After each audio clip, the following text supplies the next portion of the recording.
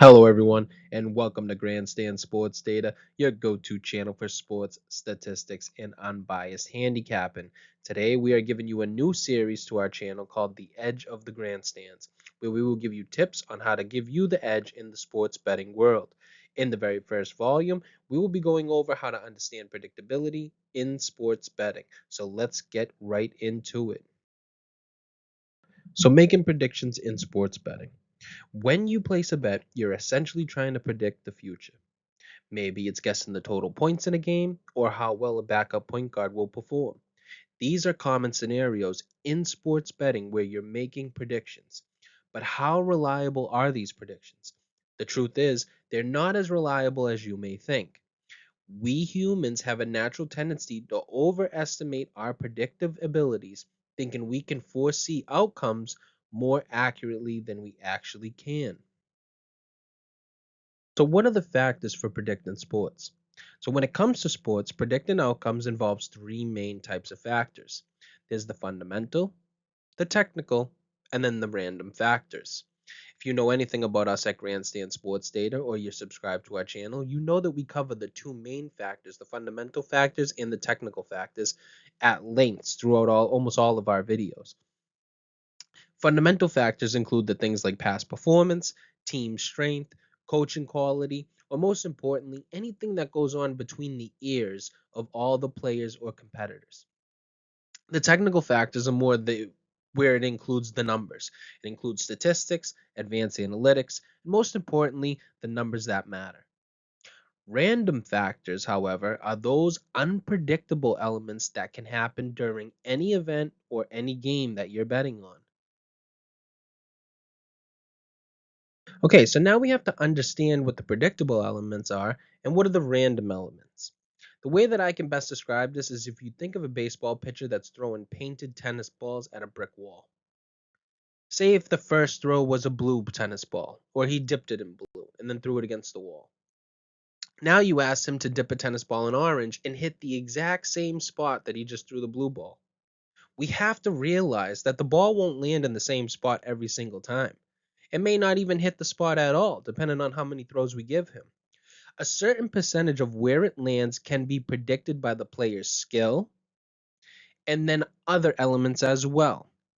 But remember that the remaining percentage is due to random factors like concentration, fatigue, or even the wind is different from his first throw, which will cause the ball to not hit that spot. Now, research shows that we tend to overestimate the predictable part of an event. So we may analyze his fundamental factors, his technical factors, and still think that he could hit that one spot on the wall. But that's when we underestimate the random part. We think we have more control over predicting the outcome than we actually do. But there may be a few things that we can do as handicappers to eliminate some of that randomness and trim that fat from our predictions.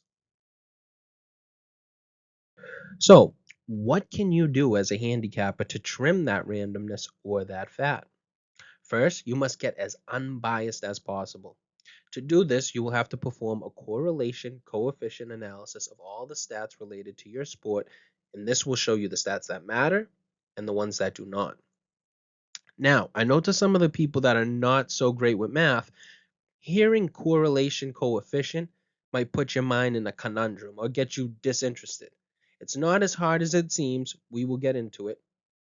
But after you do that analysis, you're going to want to run a Monte Carlo simulation to get the best possible read on all the outcomes of the matchup or the event that you are handicapping.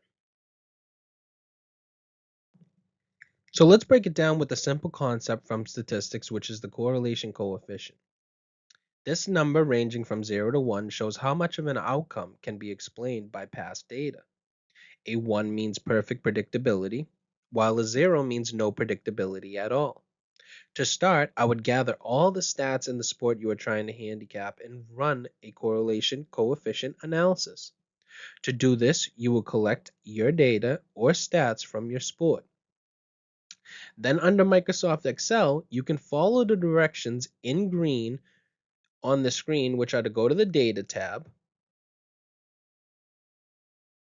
click Data Analysis, and then select Correlation. From there, you will be able to select your data and see a similar graph to what we have down here. So this graph is from the 2023-2024 NBA Advanced Team Statistics run through a correlation coefficient analysis to see what stats were correlated to win percentage. As you can see from the graph, the win percentage is obviously 100% correlated to the win percentage. Remember, we said the number was from 0 to 1. We just put it in percentage form. So 1 is obviously 100, where 0 is 0%. You will see some numbers pop up in the negatives. For instance, you can see over here at a minus 76.7%. You may say this is terrible when it comes to correlation coefficient. It doesn't correlate to victories. In a way, it does.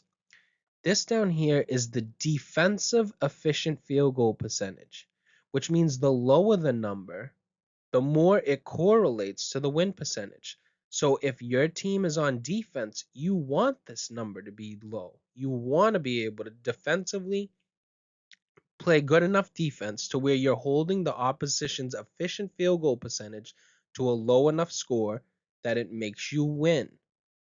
So that's maybe a number that you don't throw out. So this is just a simple example. You can run this for any of the sports that you would like to handicap. Remember, some of the numbers that are closer to 0, like turnover percentage on defense, may not matter as much. Just according to the numbers, they may not. But this is where you'll find the stats that matter. And then this test will also show you the stats that don't necessarily matter. And then next would be the Monte Carlo simulations. These simulations use random sampling to make predictions about the event. You will take all your factors and the stats and run as many simulations as possible.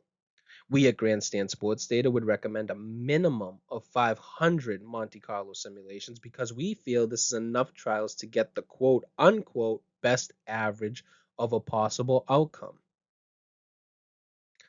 Now, what we are looking for here are two things. One is what is the most common outcome?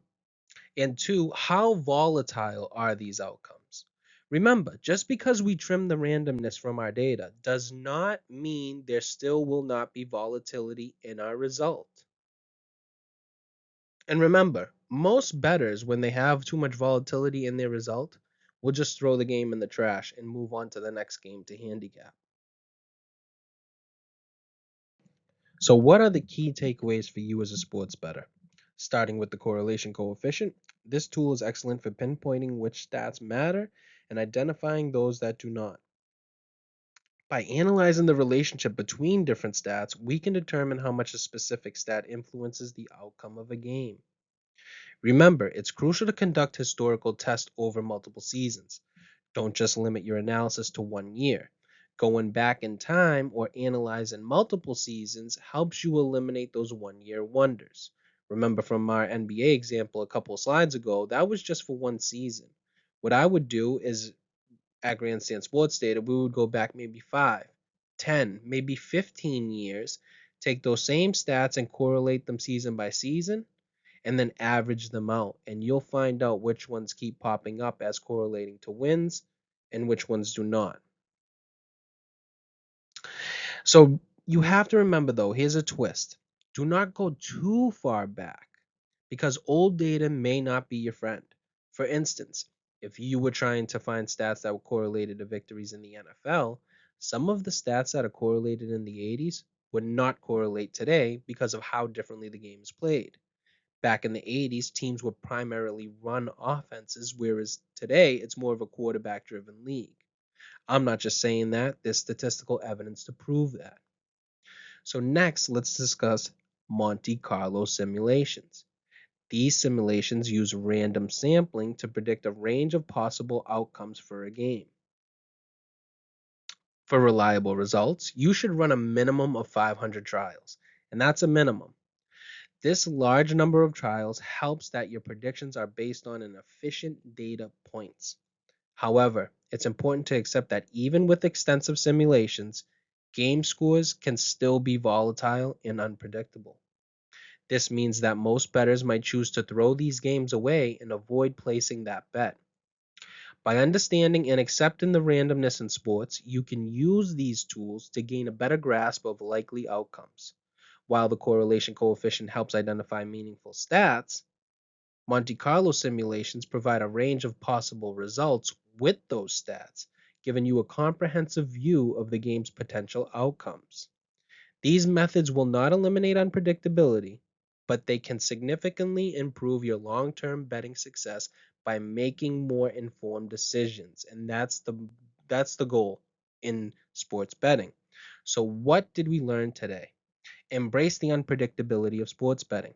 Understand that randomness plays a big role, but don't get discouraged. If you can accurately identify the predictable components of the sport that you're handicapping, your predictions will improve over time. Remember, it's about playing the long game and refining your strategy over time. If you found this helpful and want to learn more, subscribe to Grandstand Sports Data. We share insights and strategies to help you become a smarter bettor. Follow us for more tips and stay ahead of the game. If you like this content, please hit the like button and so that we know to focus more on this type of material. And finally, sharing and commenting down below would be greatly appreciated. Thank you guys, and we'll see you in the next one.